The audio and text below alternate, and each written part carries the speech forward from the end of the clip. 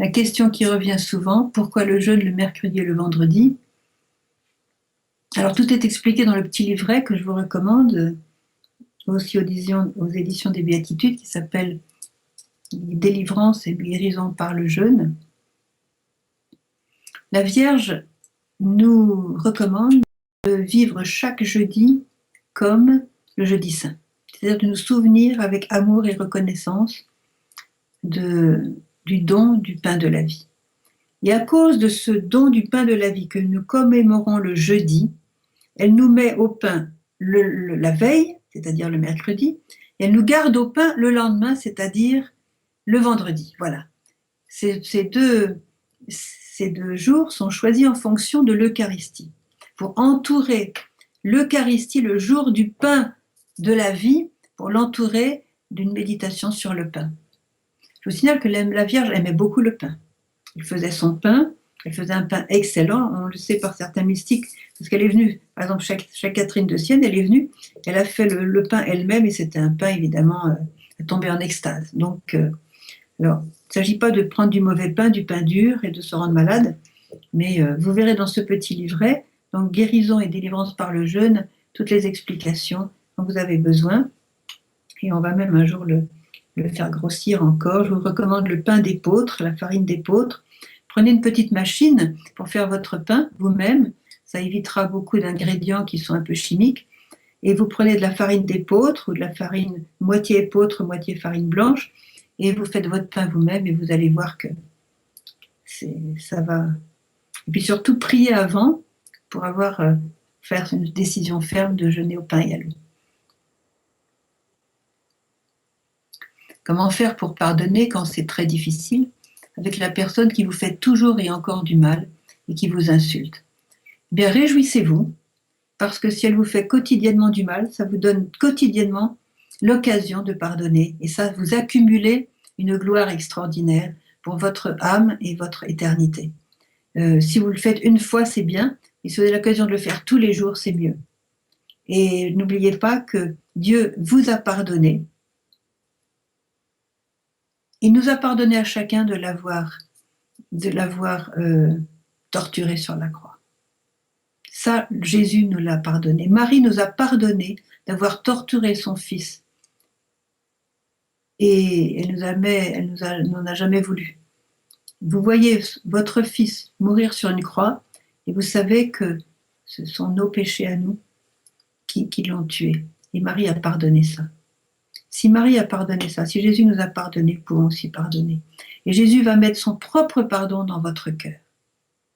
Il est impossible de pardonner tout seul. Sans Jésus, c'est impossible. Sans Marie, c'est impossible. Ça, je le comprends. Ceux qui disent « je ne pardonnerai jamais, s'ils ont été trop loin, ils m'ont fait trop de mal », je les comprends. Mais ce sont ceux qui ne connaissent pas Jésus et Marie. Parce que Jésus va mettre son pardon dans votre cœur. Ce que vous ne pouvez pas faire, Jésus veut le faire en vous. Il faut l'inviter.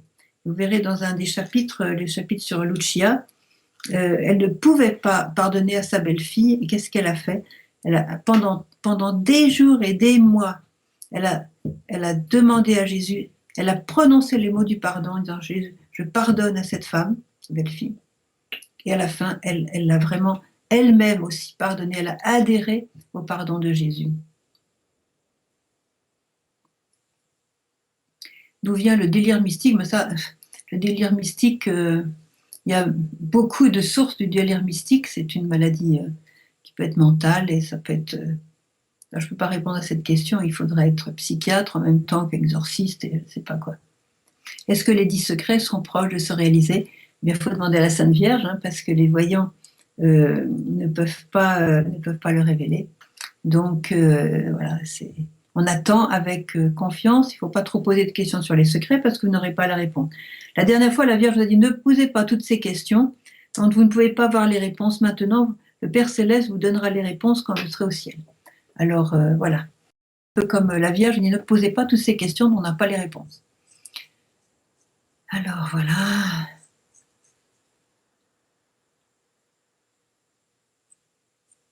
Prions. Alors, on ne va pas donner maintenant les intentions de prière.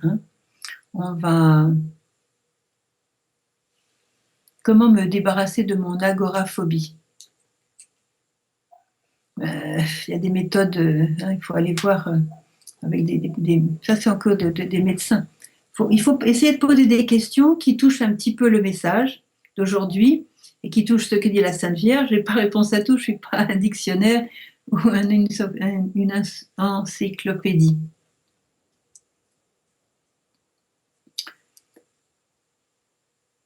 Le mois dernier, vous avez dit que vous nous parleriez de Fatima. Oui, c'est vrai. Ben, j'ai déjà un petit peu parlé en parlant du triomphe du cœur immaculé. Donc, je ne m'attendais pas à ce que le livre sorte si vite. Donc, j'ai un petit peu remplacé Fatima par la bonne nouvelle du livre. Mais j'en parlerai le mois prochain parce que je voudrais aussi vous brancher sur les messages que la Vierge a donnés aux voyants, aux trois petits bergers de Fatima, et qui concernent justement beaucoup de prières et beaucoup de sacrifices. Et les sacrifices touchent aussi, comme elle le dit ici dans le message, ceux qui ne connaissent pas encore l'amour de Dieu, ceux qui ne vivent pas avec Dieu et qui ont le risque de se perdre. Et ça, en Fatima, ça a été très fort. La Vierge a été, écoutez bien, c'est une maman, la Vierge. Elle a été jusqu'à montrer l'enfer à 3 enfants dont la petite Jacinta avait 6 ans. Est-ce qu'une maman, aujourd'hui, pourrait me dire, oui, ben, moi je montrerai volontiers l'enfer à ma petite de 6 ans? Eh ben, personne ne ferait ça. Pourquoi l'a-t-elle fait? Pourquoi? Mais le résultat, c'est qu'ils ont, et sur ce moment, ils ont eu peur, le résultat, c'est qu'ils ont compris l'enjeu d'une âme et du salut d'une âme. Ils ont compris l'enjeu. Ayant compris l'enjeu, le reste de leur vie, assez courte pour Jacinta et Francisco, très très long pour Lucia, qui est morte à 95 ou 16 ans, eh bien, en connaissant cet enjeu, ils ont passé leur vie justement à prier et à se sacrifier. Je l'ai expliqué tout à l'heure, ça. Donc voilà, alors ce que je vous invite à faire, je vous l'ai déjà invité le mois dernier, je vous invite à reprendre le message de Fatima. Vous pouvez le trouver sur tous les sites.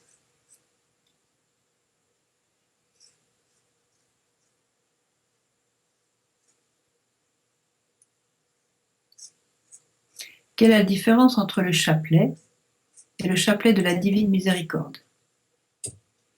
Le chapelet a été donné par la Vierge Marie à Saint-Dominique, il y a longtemps déjà, et c'est une manière de méditer sur les mystères de la vie de Jésus. Donc ces mystères sont pris soit de l'Évangile, soit des dogmes, comme l'Assomption par exemple, le couronnement de Marie au ciel. Et le chapelet de la miséricorde est une dévotion que Jésus a donnée pour notre temps. C'est une dévotion qui fait vraiment des miracles, qui est destinée particulièrement à la conversion des incroyants, de ceux qui font le mal. Il y a une grande puissance pour convertir les personnes qui sont vraiment ancrées dans le mal. Et qui est je dirais, un instrument de plus que Dieu met à notre disposition pour être avec lui et porter du fruit. Alors, nous à la maison, on fait bien sûr les deux. Je vous invite, le chapelet de la miséricorde est très court, on le dit en 10 minutes. Je crois que le Seigneur aussi a raccourci un peu cette prière pour que tout le monde puisse la faire. On peut la dire entre deux, dans un parcours de voiture, dans un métro, dans un parcours de métro. On peut dire ça en allant faire ses courses, on peut dire ça en faisant la cuisine. Vous voyez, je vous recommande beaucoup le chapelet de la miséricorde. À Maria Multimédia aussi, on a des bons CD aussi sur le chapelet de la miséricorde qui expliquent comment Jésus a tout expliqué à Sœur Faustine et comment ce chapelet porte du fruit. Je vous le recommande. Je n'arrive pas à accepter l'idée de sacrifice. Pouvez-vous l'expliquer autrement pour nous éclairer encore plus? Autrement dit, je n'ai pas été très claire. Qu'est-ce que je pourrais vous dire sur le sacrifice? Sacrifice, c'est de se dépasser. Jésus s'est sacrifié pour nous. Il n'a pas retenu sa condition, il est venu sur la terre, il a partagé, je dirais, nos galères, il a eu froid, il a eu faim, il a eu trop chaud, il a été fatigué, Il a tout partagé par sacrifice, par amour pour nous. Si vous aimez beaucoup quelqu'un, hein, et que vous savez que cette personne, cette personne a besoin de quelque chose, hein, si vous aimez vraiment la personne, ce quelque chose, ça vous est difficile de l'obtenir parce que ça va vous faire souffrir, par exemple. Ça va vous demander un effort coûteux. Est-ce que vous choisissez de ne pas le faire pour être bien peinard, ou est-ce que par amour pour la personne, vous allez le faire? Si vous le faites, vous faites un sacrifice. J'ai 2 gâteaux dans mon assiette.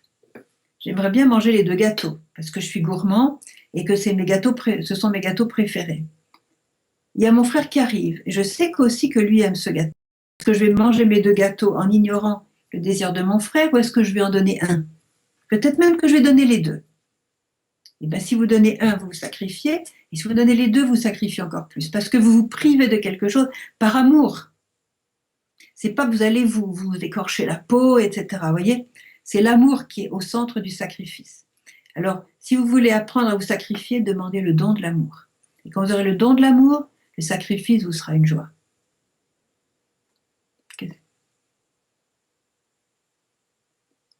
Y a-t-il plusieurs sens au message, un sens personnel et un sens général pour tout le monde?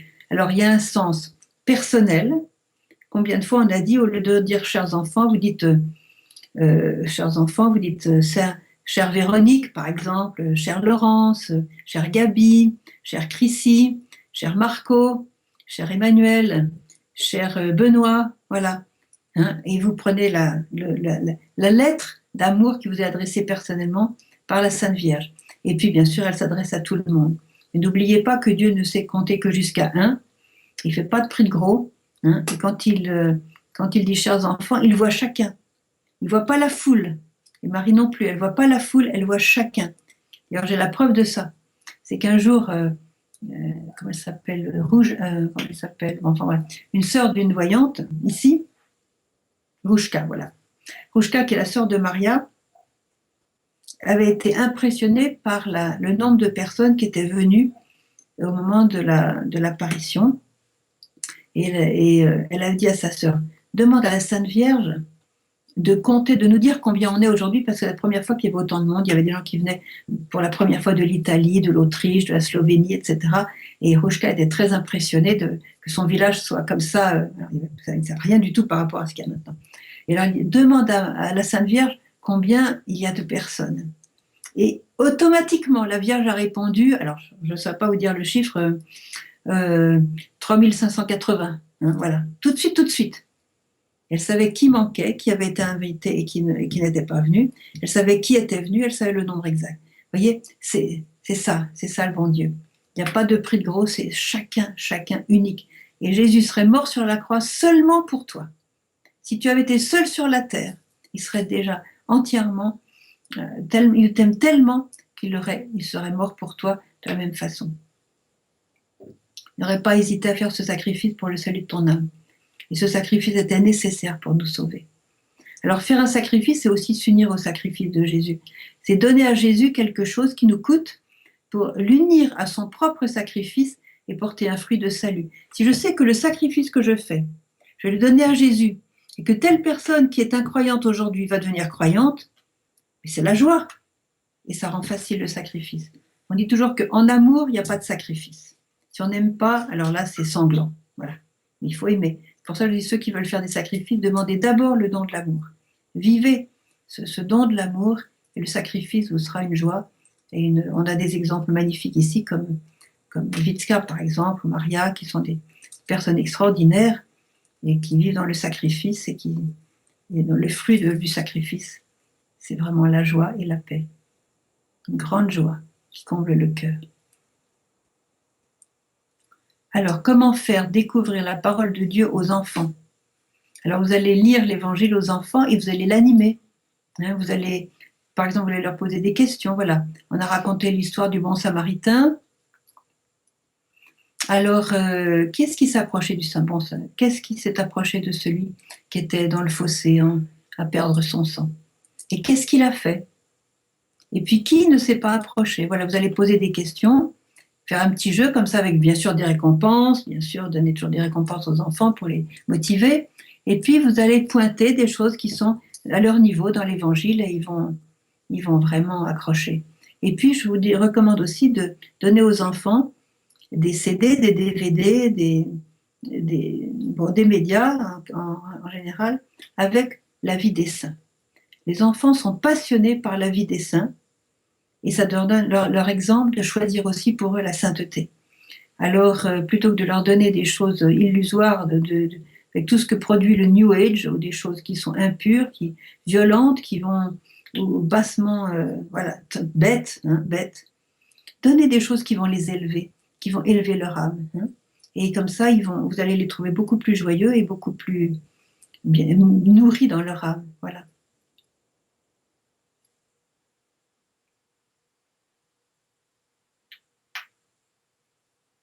Alors, est-ce que les voyants ont eu en plus des apparitions aussi des songes? Si on rêve de Jésus, est-ce une visitation, sachant que c'est très rare? Alors, les voyants ont eu des apparitions. Je n'ai jamais entendu un des 6 voyants d'ici me dire qu'il a eu un songe, mais je connais plusieurs personnes qui ont des songes. Alors, les songes, il faut voir si ça se réalise, évidemment. Hein, par exemple, je connais des gens qui ont un songe de ils voient en songe, par exemple, des gens qui se marient, et le lendemain, ils apprennent qu'un tel et un tel sont fiancés. Voilà. C'est un peu voilà, qu'il faut prier pour leur. Alors, on peut avoir aussi un songe pour expliquer des situations qui sont difficiles, et le Seigneur donne une lumière à travers le songe. Mais ça ne veut pas dire que tous les rêves sont des songes, et ça ne veut pas dire non plus que tous les songes sont faciles à expliquer. Mon papa vient de décéder, pouvez-vous nous parler du purgatoire? Je vais vous parler du purgatoire tel qu'on a parlé à Sainte Vierge, elle a montré le purgatoire aux enfants.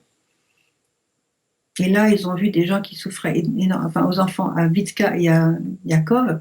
Et là, ils ont vu des gens qui souffraient énormément. C'était un lieu très ténébreux, avec une sorte de grand nuage.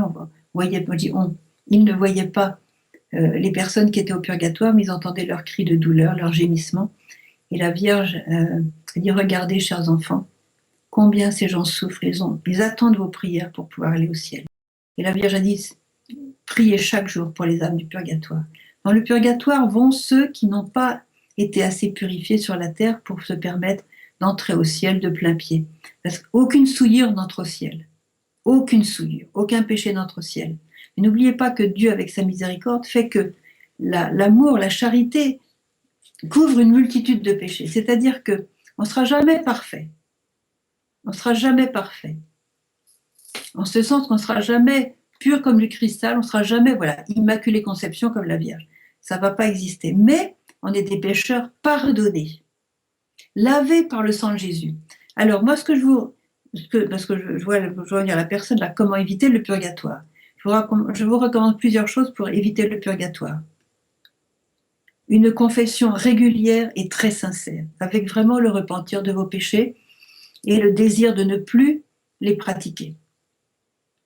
Donc une bonne confession sincère, le plus souvent possible. La Vierge nous dit, une fois par mois, vous pouvez faire plus.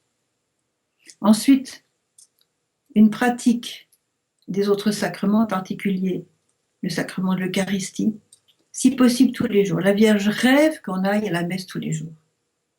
C'est pas possible matériellement pour beaucoup de personnes, avec le travail, l'éloignement de l'église, etc., le manque de prêtres. Mais faites tout ce que vous pouvez pour aller aussi souvent que possible à la messe. Et faites des communions qui sont des communions d'amour. Il ne s'agit pas seulement de recevoir l'hostie dans votre cœur, voilà. Mais il s'agit de parler avec Jésus. Alors, la confession, comment vivre bien l'Eucharistie, la communion, l'offrande de Christ sur l'autel. Vous allez aussi faire la prière du chapelet. Vous allez faire des chemins de croix. Vous allez faire des sacrifices, des jeûnes, voilà. Et là, vous allez beaucoup prier pour les âmes du purgatoire, beaucoup prier pour les pécheurs, pour la conversion des pécheurs. Vous allez faire l'aumône. Il y a un verset de la Bible qui dit que celui qui fait l'aumône, celui qui donne la dîme de tous ses revenus, celui qui donne 10%, la dîme de ses revenus, est lavé de ses péchés. N'oubliez jamais ça. Celui qui prend soin de ses parents âgés et qui honore ses parents avec beaucoup d'amour et lavé de ses péchés. Tout ça, c'est dans la Bible. Alors tout ça, ça vous évite le purgatoire. Voilà. Il y a encore beaucoup d'autres moyens d'éviter le purgatoire, mais je vous donne les principaux. Et pour sortir une âme du purgatoire, offrir des messes. Évidemment, offrir des messes, c'est ce qui est le plus efficace pour une âme du purgatoire. Et des chapelets, des rosaires, des chemins de croix, des sacrifices. Par exemple, l'offrande de votre souffrance. Vous avez une rage de dents, au lieu de vous plaindre, prenez rendez-vous chez le dentiste, hein, bien sûr, mais au lieu de vous plaindre, vous allez offrir en silence votre mal de dents pour une personne qui est au purgatoire. Alors là, c'est très très efficace. Bon, il y a aussi un petit livre sur le purgatoire que j'ai écrit qui s'appelle, avec Maria Sima, L'étonnant secret des âmes du purgatoire. C'est très bien expliqué. J'ai bombardé Maria Sima de questions. Et là, vous avez vraiment toutes les réponses. Je crois que j'ai vraiment fait le tour de toutes les questions possibles. Je vous recommande ce livre, donc, qui s'appelle L'étonnant secret des âmes du purgatoire. Voilà. Voilà, il faut dire des mais. Je suis très freinée par ma timidité pour aller me confesser. Je suis trop gênée, comment faire? Ben, réjouissez-vous d'être gêné, c'est parce que ça veut dire que vous avez une conscience de votre péché, et c'est bien d'être gêné. On devrait tous être gênés de dire notre péché. On devrait tous. La honte fait partie aussi de. Ben oui, j'ai trompé mon mari, ben j'ai honte, voilà. J'ai volé dans le porte-monnaie de mon frère, ben j'ai honte. Et c'est normal que vous soyez gêné. Vous n'allez pas arriver à dire oui, j'ai volé dans le porte-monnaie de mon frère, je suis toute contente, non. Alors, il faut simplement que vous dites, ben voilà, c'est bien d'être gêné, vous dites ça simplement au prêtre quand vous arrivez. Là, j'ai beaucoup de gêne à avouer mes péchés, eh bien, aidez-moi mon Père. Et si vous avez trop de gêne, vous les écrivez et vous donnez au prêtre le papier. Il y a toujours des moyens quand on veut.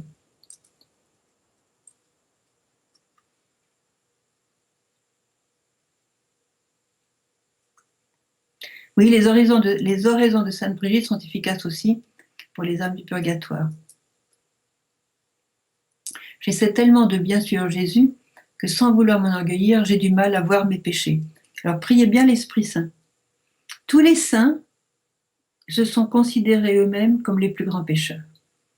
Donc il y a quelque chose qu'il faut développer dans votre manière de suivre Jésus, hein, et demandez-lui l'Esprit Saint pour voir en quoi vous avez peut-être péché. Et si vous ne trouvez pas, vous lisez l'Évangile. Par exemple, dans Saint Luc, il y a des pages entières sur les recommandations de Jésus. Hein. Prier pour les ennemis. Souvent, on pense qu'aller se confesser, c'est dire le mal qu'on a fait.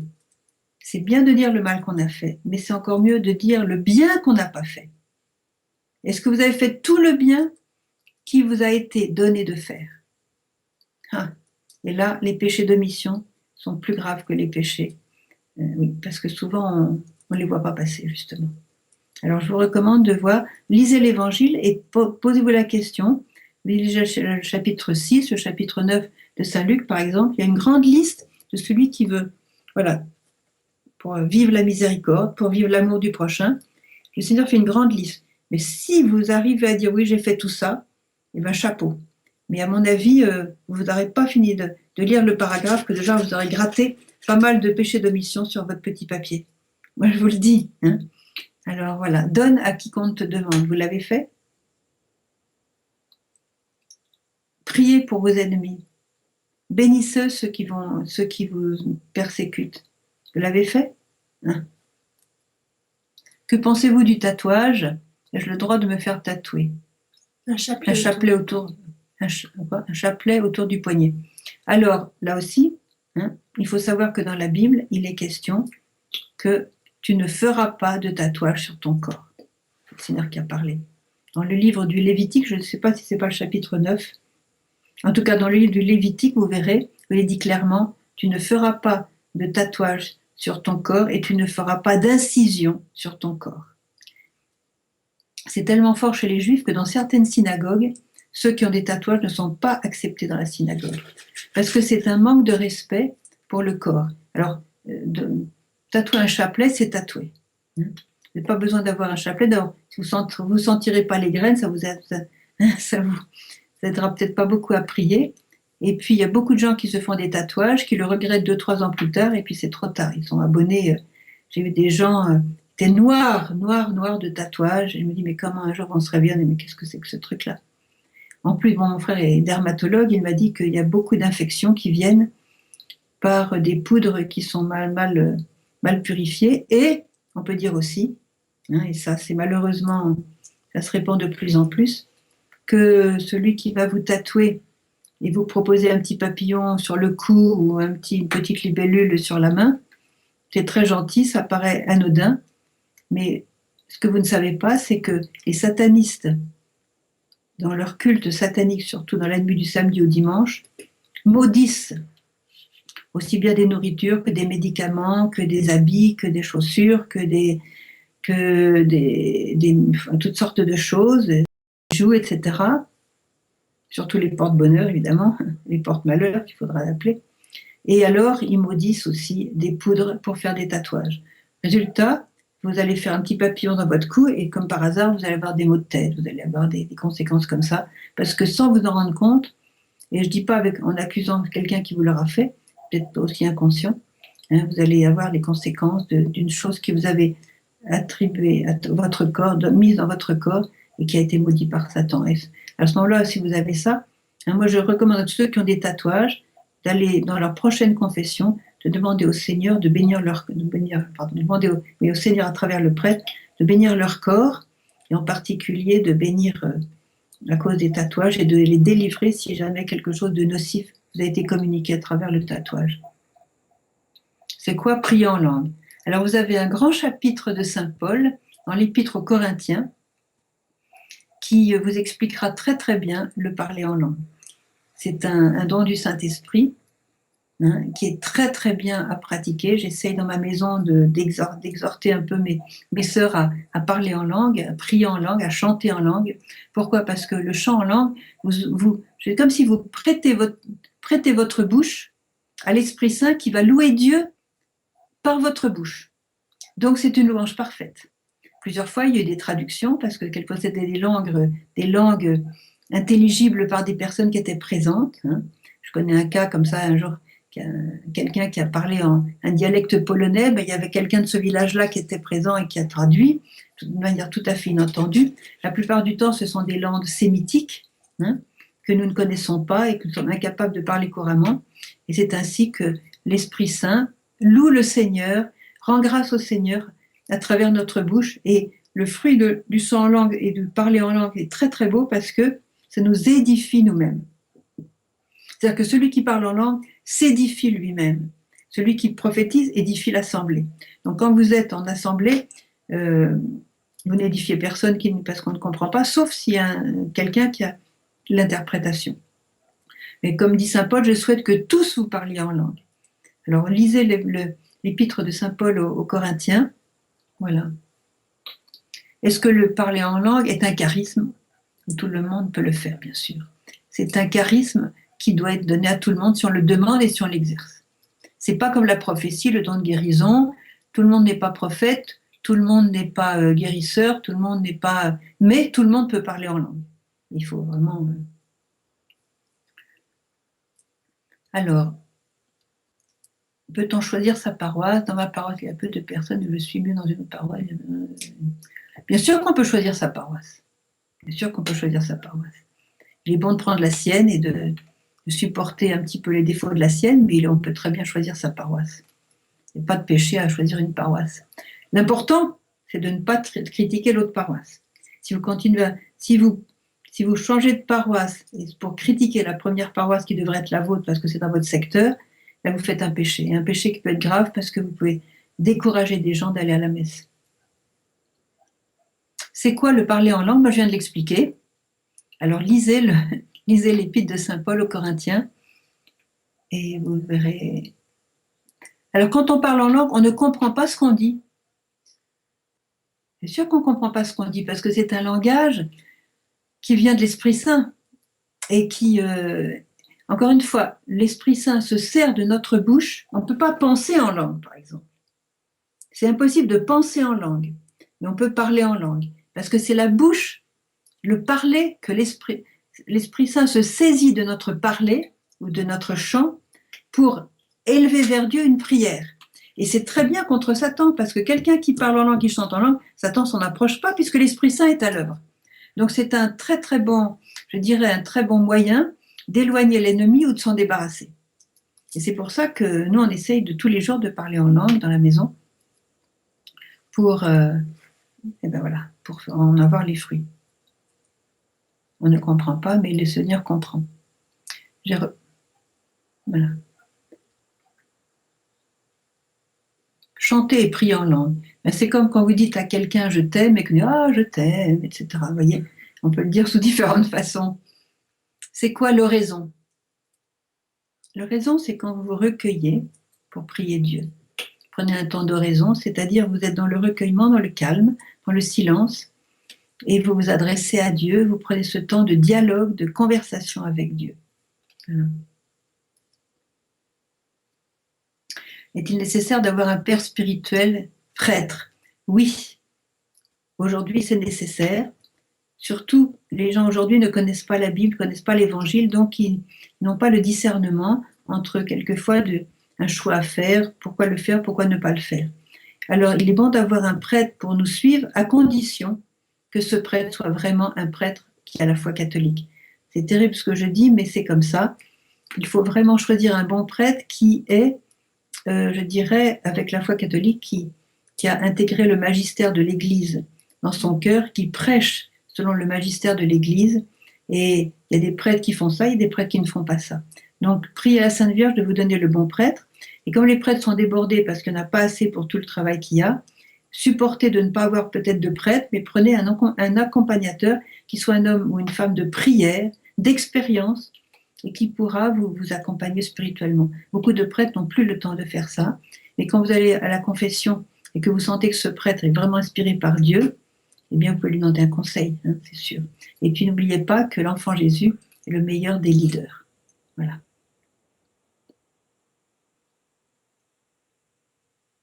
Est-ce que vous pensez que les sacrements mariage ça perdurent au ciel? Alors, le sacrement de mariage s'arrête lorsque un des conjoints meurt. C'est un sacrement qui est fait pour la terre et le temps où on est ensemble sur la terre. Mais dans l'éternité, bien sûr, on sera toujours baptisé. Dans le sacrement de l'ordre, celui qui a été ordonné prêtre, hein, s'il a été ordonné dans les conditions requises, évidemment, il sera toujours prêtre pour l'éternité. Et c'est très beau de voir ce que Jésus dit sur les prêtres dans l'éternité. Par exemple, à Sœur Faustine, il dit, regarde la différence entre la lune et le soleil. Eh bien, le soleil, c'est le prêtre, et la lune, c'est quelqu'un qui est un simple laïc. Enfin, je caricature un petit peu, mais lisez Sœur Faustine, c'est des paroles très très fortes pour ça. Un prêtre, on n'a pas idée de la splendeur du prêtre, c'est un autre Christ. Et beaucoup de jeunes sont appelés au sacerdoce, ils ont peur parce qu'ils voient aussi le combat qui est à mener, aussi de la peur de la solitude affective, etc. Il faut les aider. Hein. Mais sachez que le sacrement de l'ordre est un sacrement extraordinaire puisque il fait de vous un autre Christ quand vous donnez les sacrements. Ça, c'est irremplaçable. Alors, je vous recommande de vraiment bien pratiquer les sacrements. On va faire la dernière question, puis après passons. Comment distinguer qu'un prêtre est vraiment dans la foi catholique? Eh bien, vous allez prendre le catéchisme de l'Église catholique. Vous allez le lire et vous allez vous instruire. Voilà. Aujourd'hui, c'est indispensable parce qu'il y a une telle confusion que si vous ne connaissez pas votre catéchisme catholique, vous allez vous laisser entraîner par des opinions qui sont du monde et qui ne sont pas de Dieu. Par exemple, le purgatoire n'existe pas. Il y a même des prêtres qui vont dire que l'enfer n'existe pas. Donc on prend Jésus pour un imbécile puisqu'il a parlé de l'enfer, il a même expliqué comment on y allait. Hein, la géhenne de feu avec le feu qui ne s'éteint pas, etc. Donc, pauvre Jésus, il n'était peut-être pas au courant de ce qui se passait. Alors, faut pas exagérer. Il y a une doctrine catholique, on a une foi qui est bien précise, qui est bien claire. On a beaucoup de saints qui ont expliqué aussi la foi. Alors, lisez la vie des saints, lisez le catéchisme catholique, renseignez-vous sur votre foi, lisez la Bible. Lisez la Bible Et quand vous fréquenterez tous ces livres-là, ben vous aurez, je dirais, du nez pour voir si un prêtre vraiment vous élève dans la foi catholique ou si au contraire on commence à raconter d'autres choses qui ne sont pas tout à fait dans la foi catholique.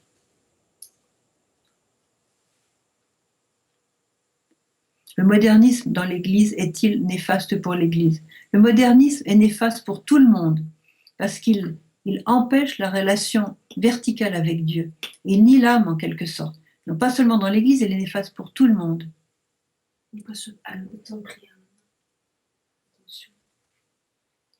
Attends, simplement une question encore. Comment rester dans l'espérance avec tout ce que l'on peut voir de souffrance et de guerre autour de nous? Eh bien, c'est Marie qui va vous donner la réponse. Comment restait-elle dans l'espérance en voyant son fils mourir sur la croix? Elle croyait à la résurrection. Elle croyait que Dieu change la souffrance en gloire et en grâce. La souffrance a un temps, la gloire est éternelle. C'est la petite Thérèse qui disait ça. Elle disait exactement, je recherche les mots.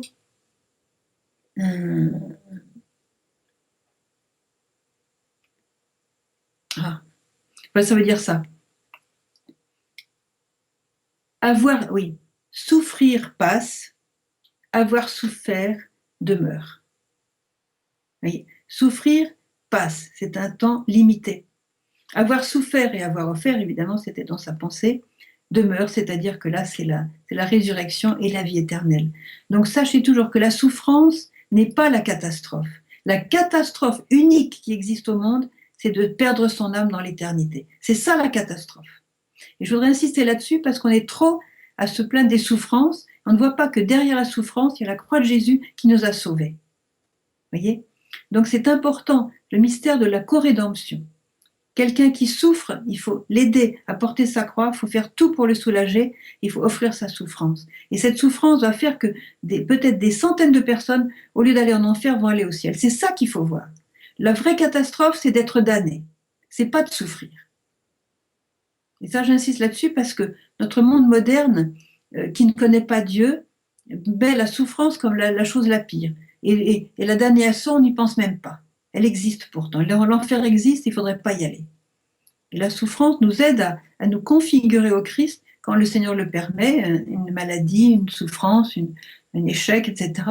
Il permet peut-être cela pour nous purifier, mais surtout offrez vos souffrances. Toutes vos souffrances dans le calice de la messe. Et Jésus va l'offrir avec son propre sang, et votre souffrance va devenir co-rédemptrice, vous allez sauver plein de gens comme ça. C'est ça qu'il faut voir, vous voyez?